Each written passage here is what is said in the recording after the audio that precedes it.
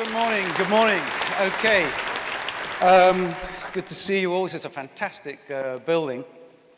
I just want to start with just telling you a little bit about me, because I hope maybe during the day I'll get to meet some of you, and a one-to-many ratio. If I tell you something about me, I can save time later on and just focus on you and get to know more about you. So when I was a young lad, growing up in southeast London, when I was about that high, my dad bought me a wind-up gramophone. In the early 60s, nobody wanted them anymore, and he bought me piles and piles of records. And these records were classical music, jazz, whatever. And that was my education before I went to school. And this guy here, this is Sibelius, and it's taken by a photographer called Karsh. And Karsh is a great photographer. I used to be an amateur, or even very keen on photography, so I've chosen that picture. I've also shown you a picture of some loudspeakers, because all these years later, I'm still interested in hi-fi and music and stuff, and I actually am a director of a loudspeaker manufacturer, so I kept that going. And then also, I've set up a charity called Young Belgian Talent. In Belgium, we get the best classical musicians there are around, and we bring them on the stage, and we give them performance, and we sponsor them for the next 3 years of their lives, and support them, and guide them, and coach them into their professional careers. So that's what I also do there. I'm the chairman of that organization. I'm also the chairman of the Bayard Partnership, which is an outsourcing company of project managers and change managers. So if anyone's looking for a job, have a chat with me or my colleague. So when I'm not being the managing director or chairman of the Bayard Partnership, I'm actually riding my motorbike as far as I can. And I drive right across Europe, to the Arctic Circle down to the south, wherever I can go, from Brussels to Budapest and back, wherever I can take me, just to clear my head. Because if we're going to inspire people and teams and lead, we need to keep a clear head, and we need to have new ideas, new visions, which we can share with our people. So that's what I do. And when I'm not driving my motorbike, I'm at home with my wife and our cats. Very important, special part of my life, the foundations of my career and my life, in fact. And I love her very much. And when I'm not with her, no, I'm not with somebody else, I'm actually in my home office reading, writing books, and listening to music, of course. So that's me. Okay. Should have taken 1 minute, 20 seconds, Roy. I hope we're okay. The question we really want to look at today, though, is can project managers make good change managers? Hands up those who think that a good project manager can make a good change manager. Yeah, and I think when we're looking at the previous figures, it depends. I'm hearing, yeah, that's not bad. That's hopeful for me, and it's hopeful for the world, I think. Let's look at the first workshop. I want to imagine a place, and this is 2 pieces of land with water in between. And what I want to do is I want to recruit a project manager to build a bridge across the 2 pieces of land. Okay?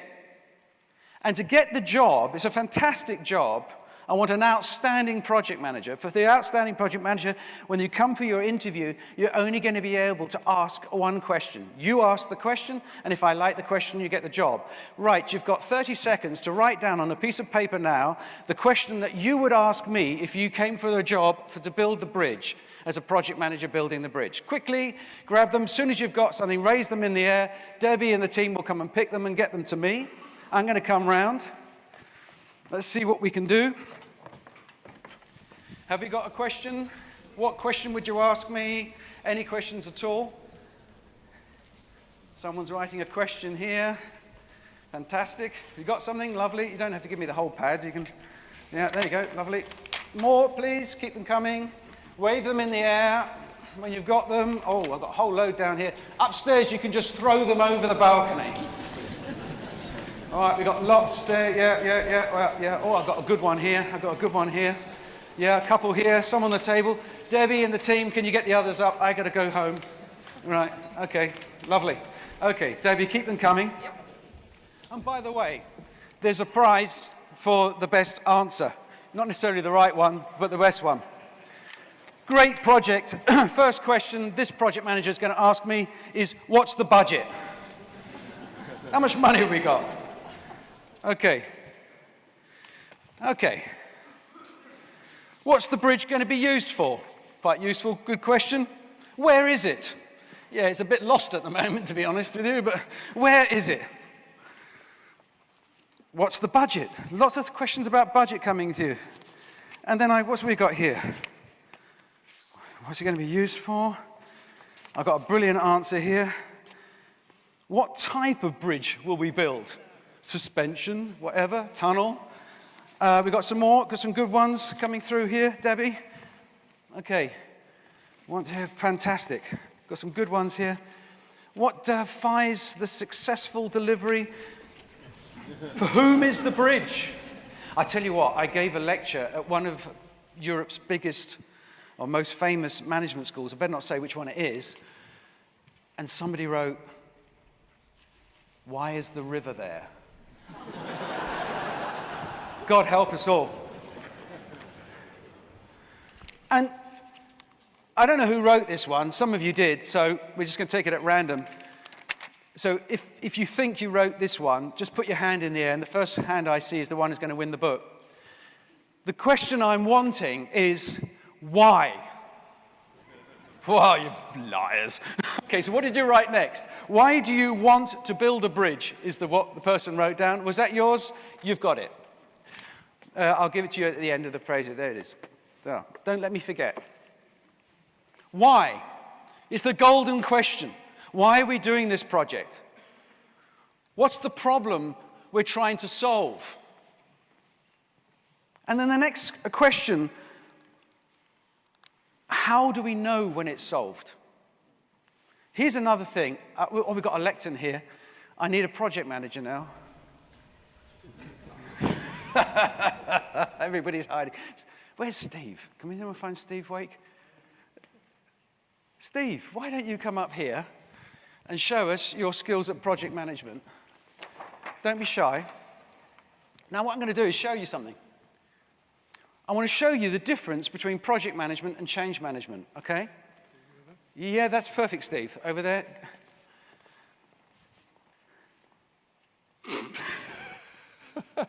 Okay.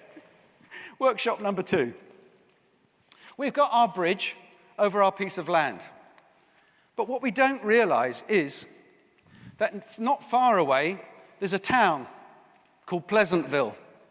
And it's not very pleasant, to be honest, because there's a bloody great big road going right through the middle of it. And last year, 2 children were killed.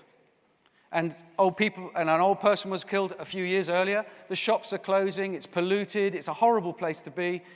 The economy's collapsing. So Steve here is going to build a bridge. And he's going to be the project manager, right?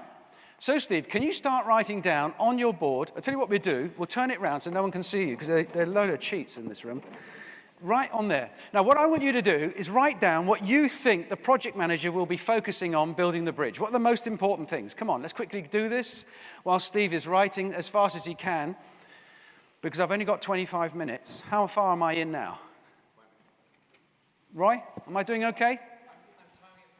Okay, that's cool. Good. So keep writing, write down what you got. Now, over there and up the top here, right, you're all change managers. Okay, so I want you to think about what would the change manager be busy with, and you guys down here are the project managers. What should Steve be writing on his chart? Okay, you're the project change managers. What will you be writing? Have you got anything, Steve? He's writing a letter to his mum. Yeah. Some good stuff coming on this chart. I hope to illustrate this very clearly to you, how I see the fundamental difference between the two, because it's very important where one starts and where one finishes. Everybody says it's vague. It's not vague. It's complex, but it's not vague. Okay, Steve, have you got something? All right, do you want to turn your board around? Let's see what Steve's written. Yeah, it won't fall over. Here we go. Concrete for the footings. He's concerned about concrete, because apparently the bridge is going to be made of concrete. He's looking about the steel frame, the power, the accommodation, security, legal clearance. What are you guys? Come on, shout some out. What have you got? Anything, come on. Time scale, planning, what else have we got? Resources. Capacities, what? Risk, scope, time. Fantastic, we've got them eventually. Eventually we got there, Jim. You know we got Jim Snyder in the house, who founded PMI back in 1968. He's here. He's going to talk to us later this afternoon. So, brilliant. That's what we've got. Thank you, Steve. I mean, this is okay. Let's just have a look at this. What's the change manager doing? First of all, I'm thinking, is it clear why we're building the bridge?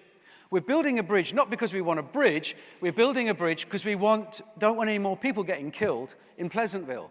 We want the shops to reopen. We want the people to come back. And we want to live in a nice place. That's why we're building the bridge. So, is the why clear? Do we have all the essential arguments? Are we going to call it Laura's Bridge so no one dares stop our project? I'm thinking about people. I mean, how can we incorporate the conservationists into the project?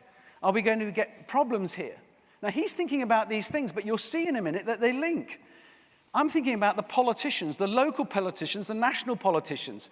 What are they going to think about the bridge? Will there be elections during the course of the preparation phase of the bridge? Now, obviously, Steve's written security.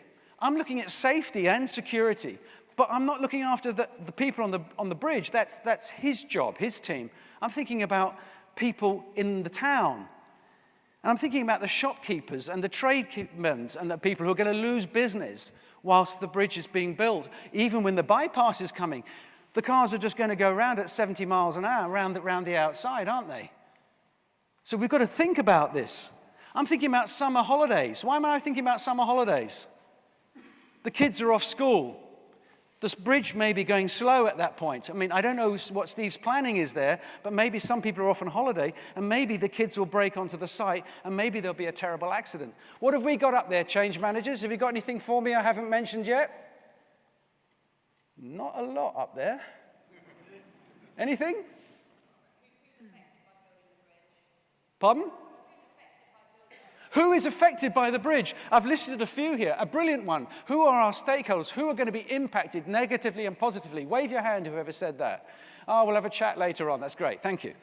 So, pollution, noise, dust. In the summertime in England, we're going to have a lot of mud, aren't we?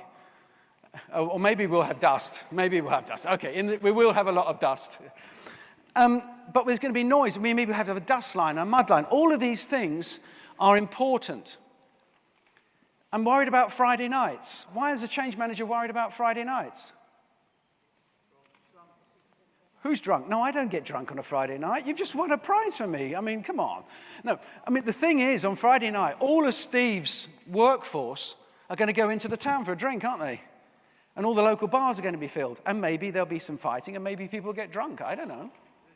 So there is concerns that I'm thinking about that the project manager is not. Steve, thank you very much. A round of applause for Steve. It's not very nice to have to come up and do that. Thank you. Thank you very much, Steve. Okay. So if the PMI says the primary role of the PM is to plan, make a plan, do it, check it, and then act, you've probably heard that before, then I think, and we've heard the word before, that the change manager's primary role is anticipate what can happen, look at the project plan and anticipate all the time, and then strategize, make your strategy for it, and then make it happen. And this, ladies and gentlemen, is the big question here. This is the one. And I don't mean it in any derogatory way, but do you want to spend your time building the bridge as a project manager? If you're not that happy in project management anymore and you're looking for something slightly different, or you want to stretch yourself a bit further, maybe you could think about, do you want to spend your time ensuring that the bridge gets built? They're two different things. The change manager is making the space to allow the project team to get on with their work. They're engaging the leadership. They're making sure that they're involved. And more importantly than anything, as a change manager, do you want to spend your time making sure that the bridge ends up solving the problem it's set out to solve? i.e., Pleasantville becoming happy again, people at the shops reopening, people having fun and being there. Workshop number 3. Let's compare the skills required between a project manager and a change manager. project managers, change managers. I think that a project manager needs to be a good planner, but so does a change manager. Because they have to look at the project manager's plan and make sure that he or she to see what their teams are doing. Change managers, you are not God. You will work to the project plan. It is not the other way round. Trust me. There is one plan, it's the project plan. Your plan has got to anticipate what is likely to happen when they start digging the foundations of the bridge. Cracks will appear in the local church. The vicar will contact the press. That's the change manager's job, to anticipate. You need to be a good strategist in project management and change management. You're just applying them in a different way. You need to be a good time manager. You can't say, oh, please don't start the foundations yet. I haven't got my communication plan ready. Doesn't fly. So you've got to be able to influence people. The project managers are influencing the project team and the people they're reporting to in their process, of course. But the change manager, this is essential here. You've got to be a leader. You've got to show leadership. You've got to look at that angle on the triangle. That's essential. But the change managers above these things have to be excellent communicators. And one of the great things about the chart we saw in the circle is, remember, you don't have to be great at everything. As long as you know people who are good at the stuff that you're not so good on, then you let them get on with the bits that they can do. It's delegation, huh? No one can be on all of that circle at the same time. I don't believe it. We have to make sure we have people around us. We have to think creatively. We have to anticipate what's likely to go wrong, who's going to complain, what will happen, how, where, when, and come up with really good strategy and be quick, really agile. And we want to have the desire to work at all levels of the organization, get the cleaners on board in the project, get the CEO on board, and make sure everyone is working together. And you've got to have the ability to talk at each level, and to communicate well at each level, and to listen at each level. You need an extremely high emotional quotient. There's no alternative. In change management, you have to understand, because your job is to push people to the point where they are really at their max, and to know how far can you go before it goes too far. You've got to be able to read people. You've got to scan them. So the process we've seen this morning is not just an idea. It's essential in change management. Because if you're going to make a change, people are not happy about change. Generally, they're not. So you're going to have upset people. You better get used to it. The ability to work in the background. Now, what is really interesting, you might think I'm a very entrepreneurial guy, and yeah, this is the way that Harley does it. When I'm working with clients, the people who are impacted by the change don't see me. They see the leaders, they see the team. I'm working with the employees and the teams and the leaders for them to go onto the stage, for them to make it their change. They are going to change, not me. So I have got to learn in change management to take a bit of a back seat and let other people be the heroes. Project managers, you're allowed to be heroes. That's no problem. Change managers, keep a low profile and let everybody else be the heroes. The confidence to challenge. You've got to dare to say, listen, I think that you are going in the wrong direction. Please don't talk about the build phase yet, because we're not there yet. Focus on all the worries and the concerns. You've got to really be able to challenge things which don't make sense. You've got to be willing to help other people, because if people have got to give up a challenging speech and say about the future, which the people don't want to hear, you've got to coach them, and you've got to be ready to be coached.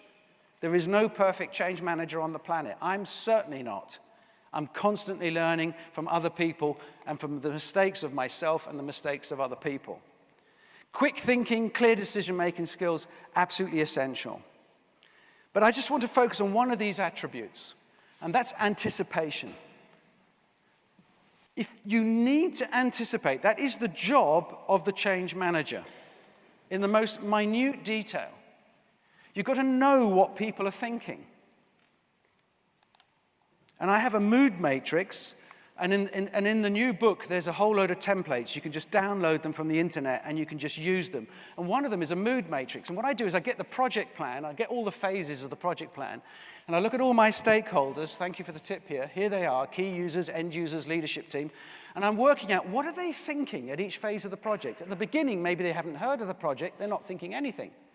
But later on, they start thinking. But the leadership, in the beginning, they're thinking about, what's the problem we're solving? How much is it going to cost? How am I going to look?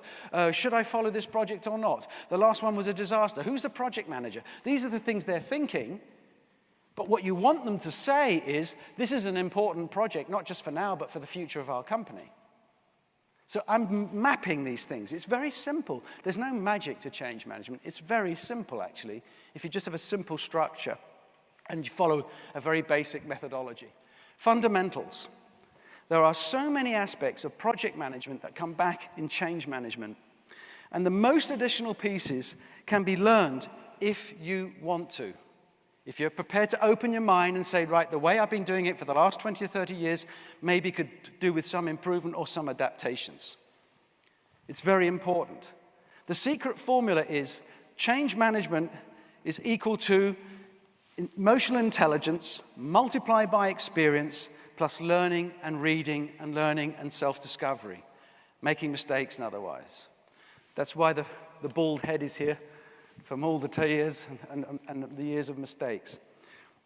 So just for fun now, I'm just going to end up now, just for fun. I thought it might be interesting to show you how good a change manager I am, or how shit I am. And I'm going to read your minds, because I'm going to anticipate what you guys are thinking. The first anticipation I'm going to have is, I think someone is thinking, I hope my car is safe. No, you came by taxi. I know, you're the chic suit. I hope my partner is not upset with me when I get home.